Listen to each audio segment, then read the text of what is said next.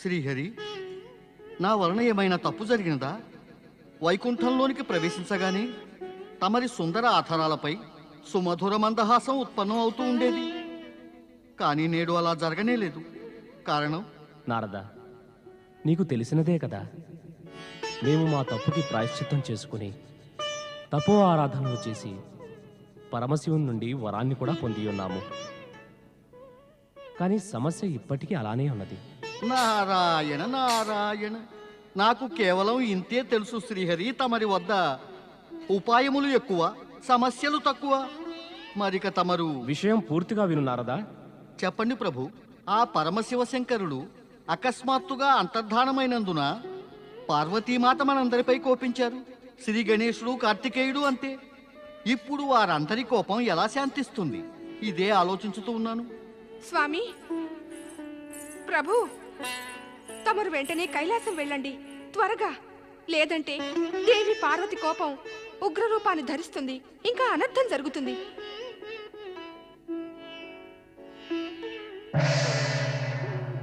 మాత, మరి నాకేమీ ఆజ్ఞ? నారదా, ఇట్టి సమయమందు నీవు నీ ప్రభువు చెంతనే ఉండటం మంచిది.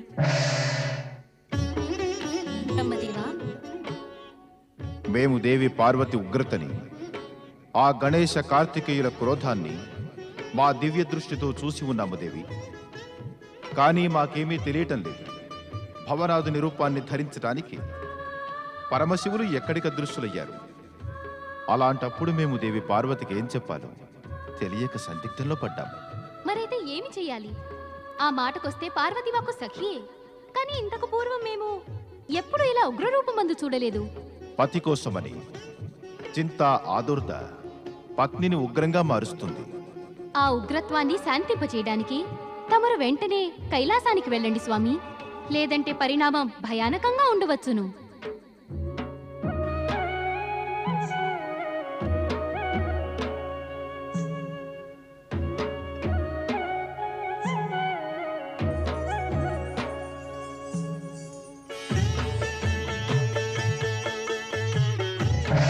శ్రీహరి, నేను తమరి వ్యధని అర్థం చేసుకోగలను. ఇక్కడి మొత్తం వాతావరణమే వ్యథాభరితమై ఎంతగానో భయానకంగా ఉంది. ఓం హ్రీం.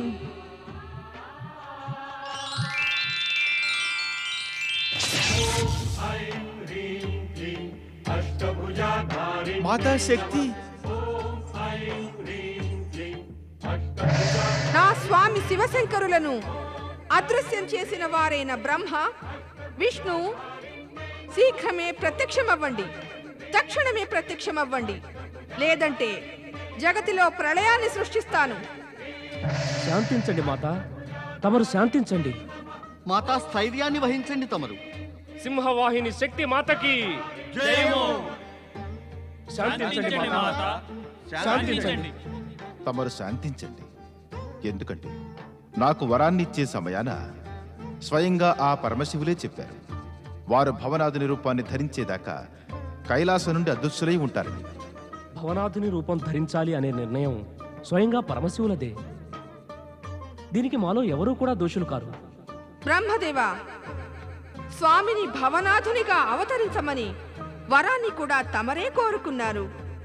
అందుకే ఆయన అదృశ్యులైన దాని దోషం కూడా తమరిదే అవుతుంది.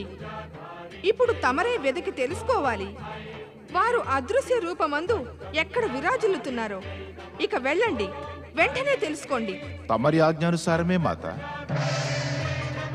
తమరు క్రోధితులవద్దు మాత. శాంతించండి మాత. పితాశ్రీ శీఘ్రమే ప్రత్యక్షమవుతారు. అవును మాత, తమరు శాంతించండి. మా బాలులపై కృప చూపండి జగదాంబ. తమరి మూల రూపంలోకి వచ్చేయండి మాత.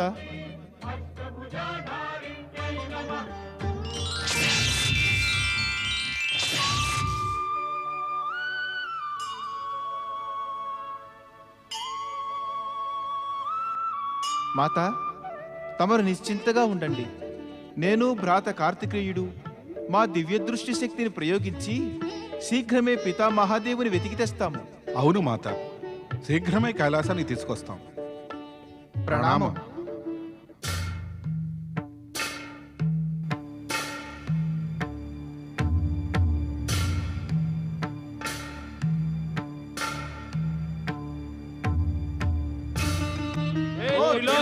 పార్వతి, ఓ శివశంకర, ఓ త్రిలోకనాథ, తమరు ఎక్కడికి అదృశ్యులయ్యారు?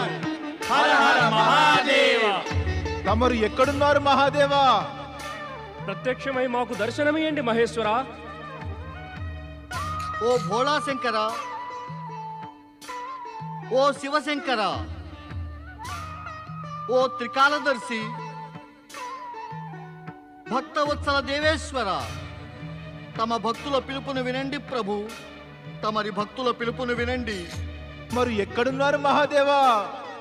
మేము తమరిని ఎక్కడిని వెతకం దేవాధిదేవా. తమరు ఎక్కడున్నా సరే తమరి భక్తులకు దర్శనమియండి పరమశివ. మాకు దర్శనమియండి మహాదేవా, దర్శనమియండి. పితా దేవాధిదేవా, మహాదేవా, ఎక్కడున్నారు తమరు? జగతిలో అణువణువు తమరు వ్యాపించి ఉన్నారు, అయినా మేము చూడలేకపోతున్నాము.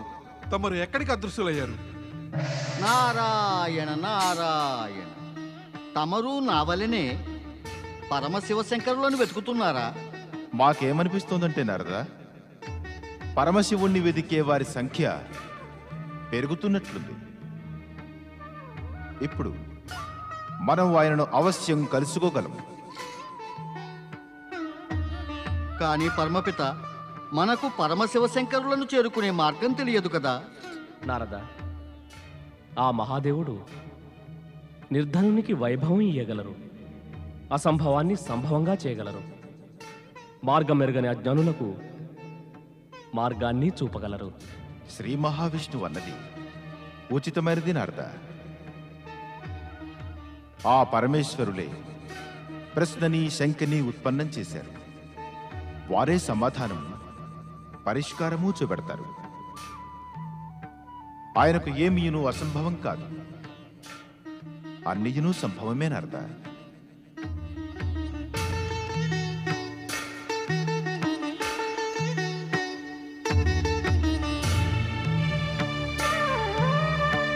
పరమపిత, పరమపిత, బహుశా మనం రేవతాచల గిరినార పర్వతం సమీపానికి వచ్చాం. అవును దేవర్షి, ఎలా అనిపిస్తోందంటే పితా దేవాది దేవులు మహాదేవులు దరిదాపుల్లో విరాజిల్లుతున్నట్లు. మనం వెంటనే రేవతాచలంపై దిగి మహాదేవులను వెతకాలి.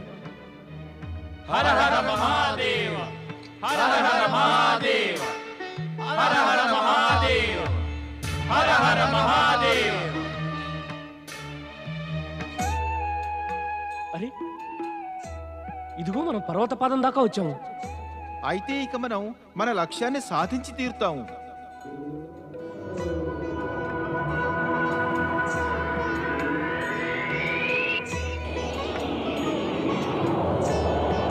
భ్రాతా కార్తికేయ, తమరు తమ దివ్య దృష్టితో అటు చూడండి.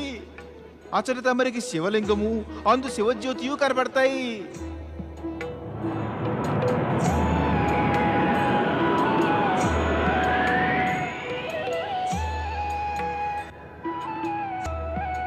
నీవు నిజమే చెప్తున్నావు భ్రాతా గణేశ, ఇదే ఆ పవిత్ర మహిమాన్విత స్థలం. ఓ జగద్భాగ్య విధాత, ఓ సకల బాధా నివారక, తమరు ఇక్కడెందుకు దాగారు?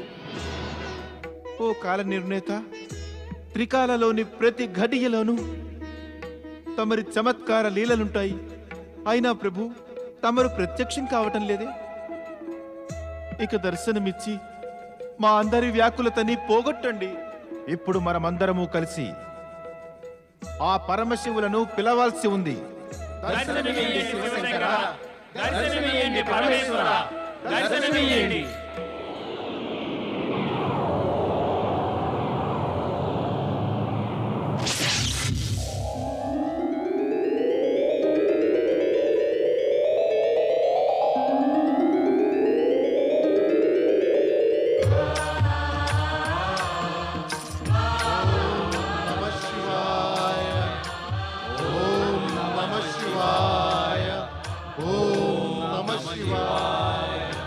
రేవతాచల గిరినార పర్వత పాదమందున్న ఈ పవిత్ర స్థానం భవనాథ శివలింగ నామంతో ప్రసిద్ధి చెందును. మాకు ఈ రమణీయ స్థానం అత్యంత ప్రియమైనది. ఇప్పుడు మీ దేవతలందరినీ అనురోధిస్తున్నాము, తమరందరూ తమ అంశరూపముల్లో ఇక్కడ వెలసిల్లండి. భవనాథ శివలింగమందు మా శివజ్యోతి సర్వదా విరాజిల్లుతూ ఉంటుంది. తమరి ఆజ్ఞని మేము పాటిస్తాము మహాదేవా.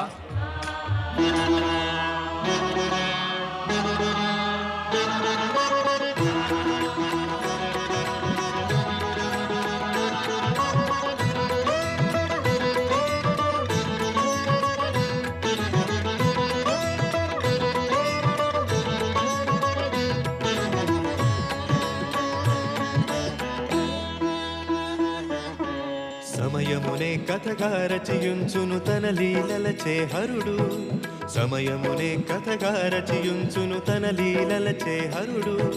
జనులందరికీ ముక్తినొసంగే మహాదేవుడే శివుడు. జనులందరికీ ముక్తినొసంగే మహాదేవుడే శివుడు. పరమేశ్వరునికి జయ, పరమేశ్వరునికి జయ, పరమేశ్వరునికి జయ, పరమేశ్వరునికి జయము, పరమేశ్వరునికి జయము, పరమేశ్వరునికి జయము, పరమేశ్వరునికి జయము, పరమేశ్వరునికి జయము.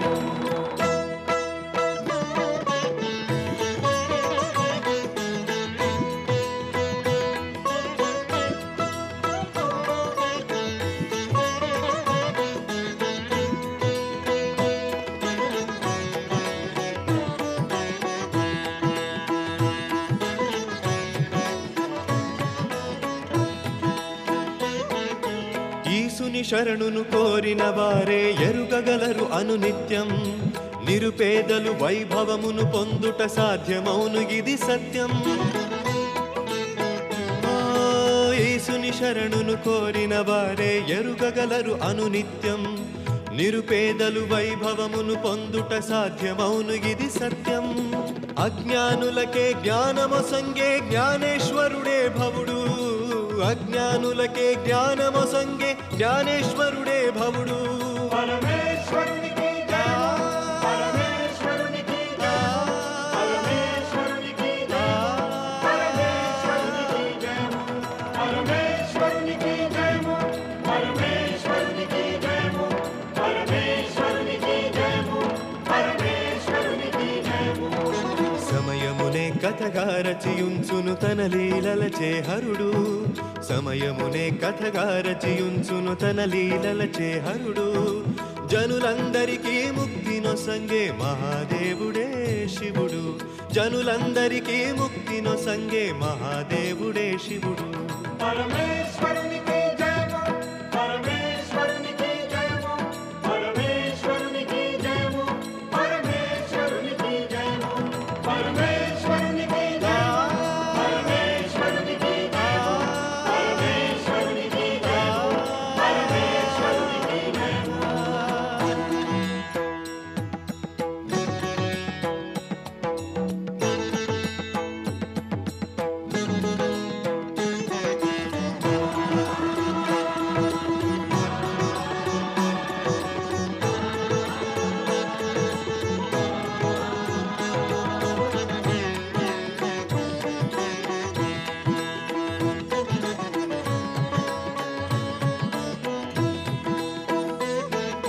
నభము మస్తకము ధరణి పాదములు సృష్టియే దేహము కాదా.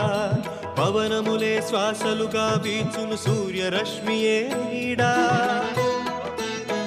ఓ నభము మస్తకము ధరణి పాదములు సృష్టియే దేహము కాదా. పవనములే శ్వాసలుగా వీచును సూర్యరశ్మియే నీడా. దిశలే భుజములు కఠినగముగా పులి చర్మము ధరించువాడు. దిశలే భుజములు కఠినగముగా పులి చర్మము ధరించువాడు. పరమేశ్వరునికి జయము, పరమేశ్వరునికి జయము, పరమేశ్వరునికి జయము, పరమేశ్వరునికి జయము, పరమేశ్వరునికి జయము, పరమేశ్వరునికి జయము, పరమేశ్వరునికి జయము, పరమేశ్వరునికి జయము. సమయమునే కథగా రచయించును తన లీలలచే హరుడు. సమయమునే కథగా రచయించును తన లీలలచే హరుడు. జనులందరికీ ముక్తినొసంగే మహాదేవుడే శివుడు. జనులందరికీ ముక్తినొసంగే మహాదేవుడే శివుడు. పరమేశ్వరునికి జయము, పరమేశ్వరునికి జయము, పరమేశ్వరునికి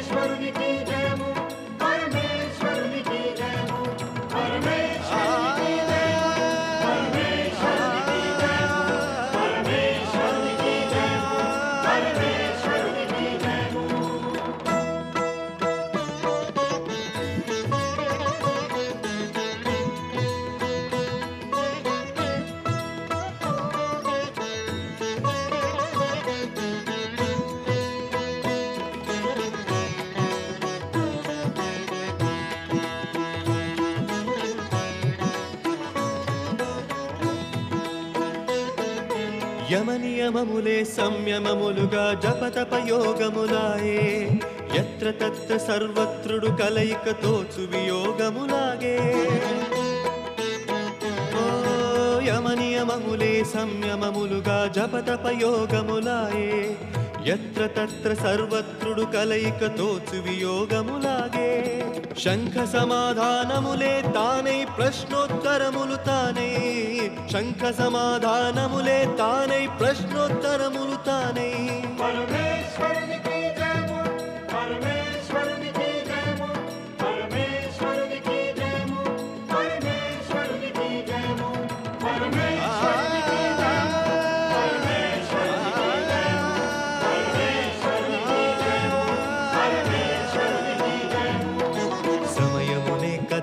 రచయించును తన లీలలచే హరుడు సమయమునే కథగా రచయించును తన లీలలచే హరుడు జనులందరికీ ముక్తినొసంగే మహాదేవుడే శివుడు జనులందరికీ ముక్తినొసంగే మహాదేవుడే శివుడు పరమేశ్వరునికి పరమేశ్వరునికి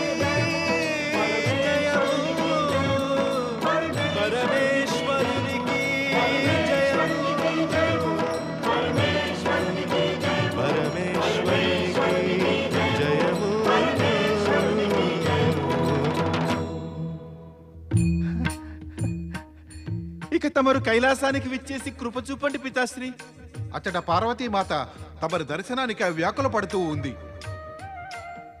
ఇక తమరు కూడా కైలాసానికి వచ్చి దేవి పార్వతి యొక్క వ్యాకులతని శాంతపరచండి.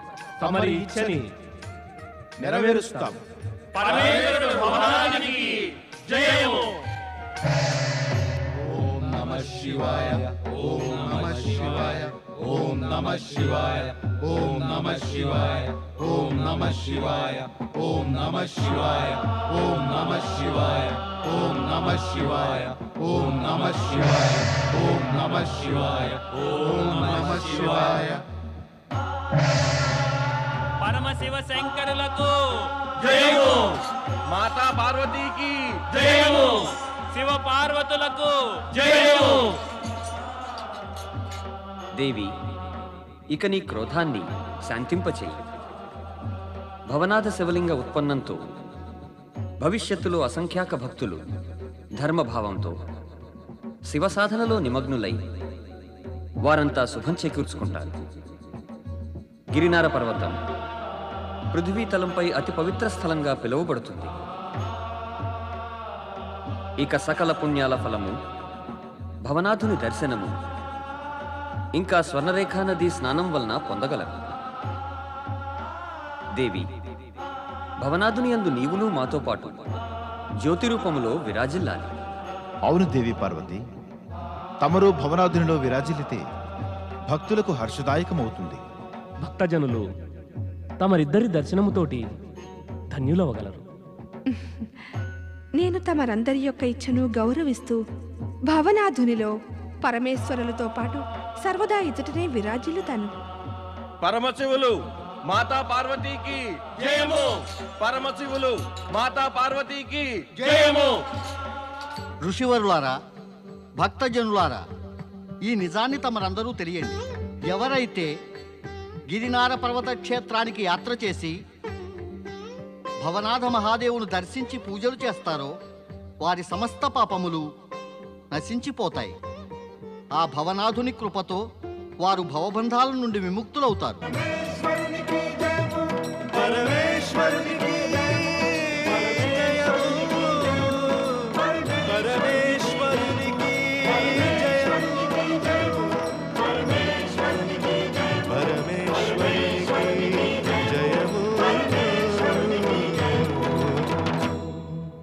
నారాయణ నారాయణ. మిత్రమా నారదా, మిత్రమా పర్వత, జయ జయ బ్రహ్మదేవ. అదే నీ శిఖ ఏమైనది? నీవే చెప్పు నారదా, అధిక కాలం శిఖతో ఎవరుంటారు? నారాయణ నారాయణ. ఎవరి ఉద్దేశం పవిత్రమైనదో వారు శిఖతో అవశ్యం ఉండగలరు. కానీ నేను నీ శిఖను గురించి మాట్లాడుతున్నాను. పృథ్వీవాసుల ద్వారా ఇది విని ఉన్నాను. తిరగ్గా రాయి కూడా అరుగుతుంది అని. కానీ నేను ఇది ఎప్పుడూ విని తెలుసుకోలేదు. ఆకాశ గమనం చేస్తే శిఖ కూడా తరిగిపోతుందని. అటువంటిదేమీ లేదు మిత్రమా. అయితే మరి ఎటువంటిది మిత్రమా? ఎటువంటిదో అదే చెప్పు. నీకు తెలుసు కదా మిత్రమా, ఏమిటి? నేను నీ వలనే రూపము, వేషభూషణాలు, ఆచరణలను అనుకరిస్తూ నీ మాదిరిగానే త్రిమూర్తుల కృపను పొందే ప్రయత్నం చేస్తున్నానని. అలా పొందనందున నేను అనుకున్నాను, నా పొడుగైన శిఖ నన్ను నీకు భిన్నంగా చేసి బ్రహ్మదేవులకు దూరం చేసిందని. అందుకే నేను నా శిఖని చిన్నదిగా చేసుకున్నాను. అతిని తగ్గించటం ఈ జగతి యొక్క హితము కొరకే అవుతుంది మిత్రమా పర్వత. చక్కగా చేశావు నీవు. అయితే ఇప్పుడు నీకు పరమపిత బ్రహ్మదేవుల దర్శనం శీఘ్రమే అవుతుందేమో. మిత్రమా నారద, నీవు ఈ సత్యాన్ని బహుబాగా ఎరిగినవాడు. నేను పరమపిత బ్రహ్మదేవుల దర్శనానికై ఎంతో కాలముగా ఉత్కంఠతో, ఉత్సుకతతో, వ్యాకులతతో ఉన్నాను. దేవగురు బృహస్పతి భవిష్యత్తు చెప్పారు. నేడు నేను నిన్ను కలుస్తానని, నీవు నన్ను బ్రహ్మలోకం తీసుకువెడతావని. కానీ నీవు పరమపిత బ్రహ్మని దర్శించుకోవాలని అంత వ్యాకుల పడతావెందుకు? ఎందుకంటే నాకు అక్కడ ఒక పని ఒప్పజెప్పబడింది. పనే? ఏం పని?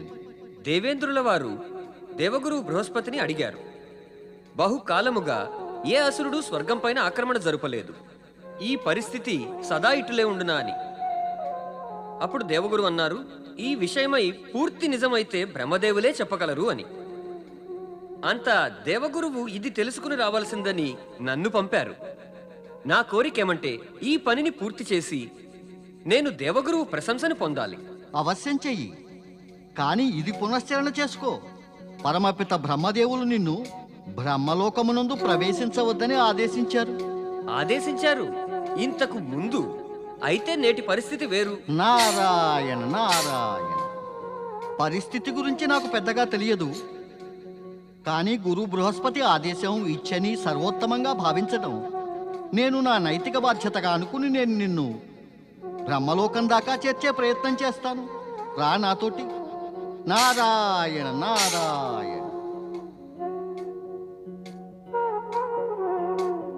మిత్రమా పర్వత, నీవు నాతో పాటు బ్రహ్మలోకమందు ప్రవేశించడానికి ప్రయత్నం చేయి. ఇక బ్రహ్మదేవుల ఇచ్ఛ, ఆయన ఆదేశం లేకుంటే నీవు ఇచ్చటనే ఆగిపో. నేను లోపలికి ప్రవేశిస్తాను. ఒకవేళ అలా కాకపోతే... నాకు అర్థమైంది మిత్రమా, పరిస్థితి అంతా అర్థమైంది. మరిది నా నమ్మకం. ఈ మారు బ్రహ్మదేవులు నన్ను ఆపరు. మరైనా నీవు నా చేతిని పట్టుకుని నన్ను లోపలికి కొనిపో. రా.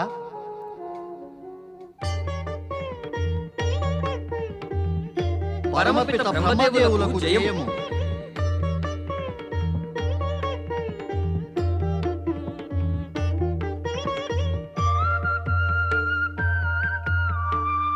అరే, మాతా సరస్వతీదేవి ఏరి?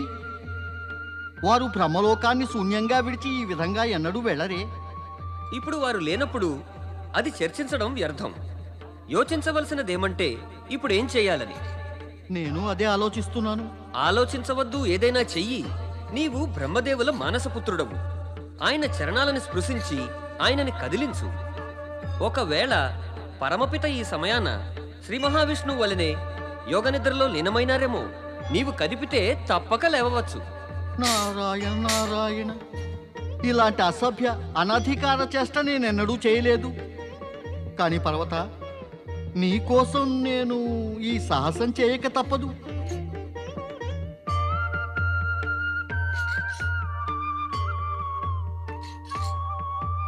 పరమపిత, పరమపిత,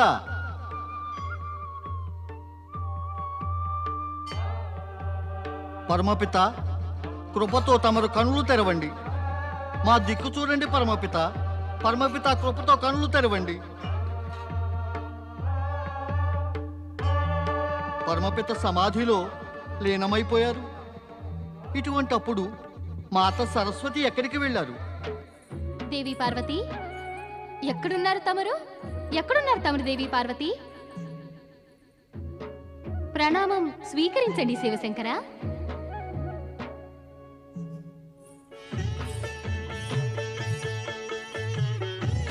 మాతా సరస్వతికి ప్రణామం. నందీశ్వర, దేవి పార్వతి ఎక్కడున్నారు? మాతా పార్వతి మహాదేవుడు పరమేశ్వరుని ఆజ్ఞగైకొని శక్తి ధ్యానం కొరకు ఏకాంత స్థానంలోకి వెళ్ళినారు. ఇప్పుడు వారు తిరిగి వచ్చే సమయమైంది.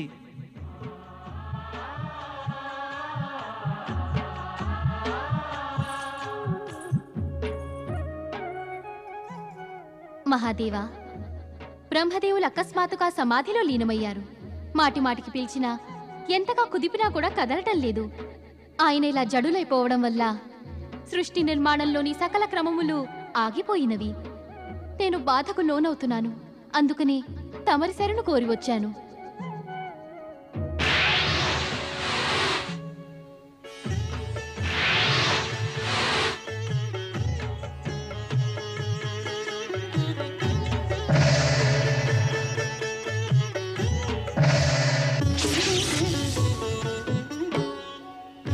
బ్రహ్మదేవా, బ్రహ్మదేవా, కనులు తెరవండి బ్రహ్మదేవా. జాగృతులవ్వండి బ్రహ్మదేవా. బ్రహ్మదేవా,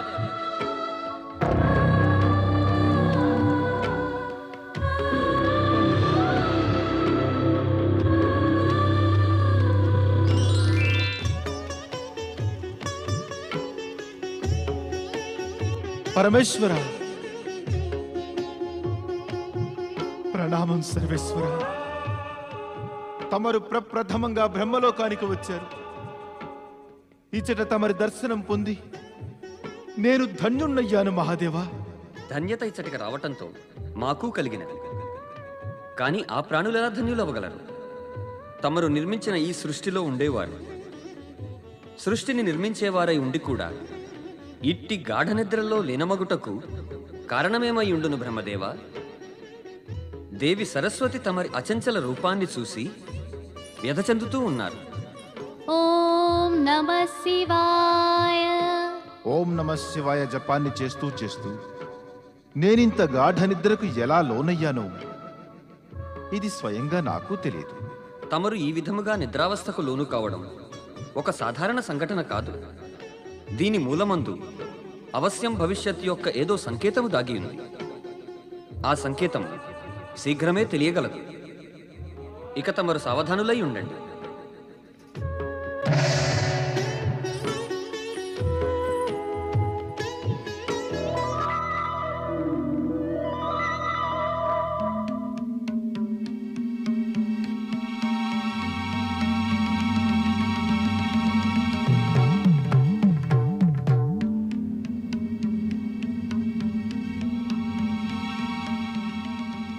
ఈ సింధూర మానవుడు ఎవరు బ్రహ్మదేవా?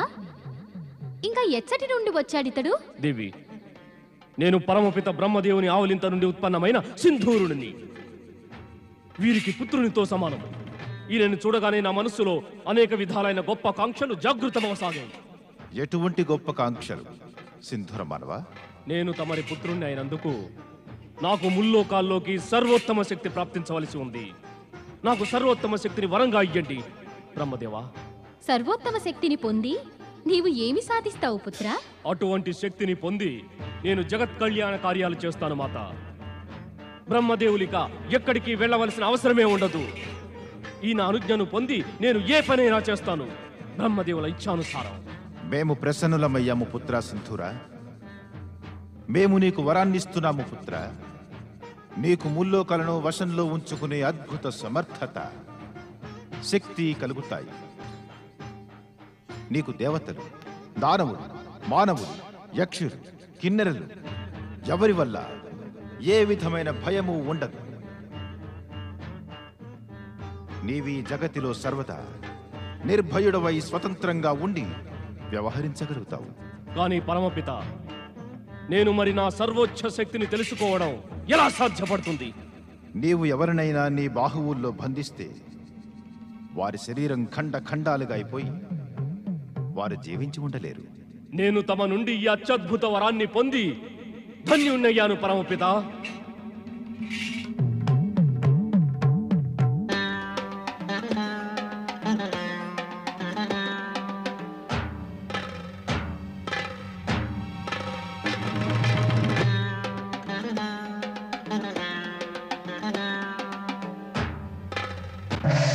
విచిత్ర రీతిని ఉత్పన్నమైన ఈ విచిత్ర ప్రాణికి మనోవాంఛిత వరాన్నిచ్చి తమరు సరైన పని చెయ్యలేదు.